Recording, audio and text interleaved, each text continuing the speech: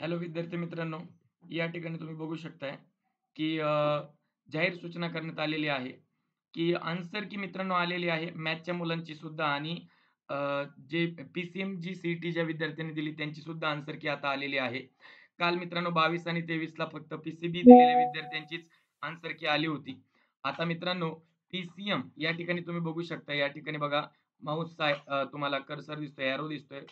तर त्या ठिकाणी पी-सी-एमची सुद्धा मित्रांनो 24 ते 24 पासून 24 बघा या ठिकाणी तुम्हाला दिसेल.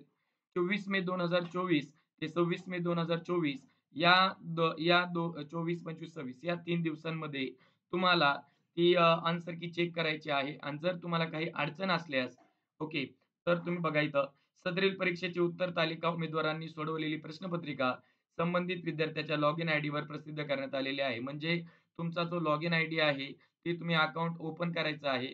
त्या ठिकाणी तुम्हाला प्रश्नपत्रिका आलेली आहे आणि त्याची उत्तरपत्रिका सुद्धा त्या ठिकाणी तुम्हाला आलेली आहे.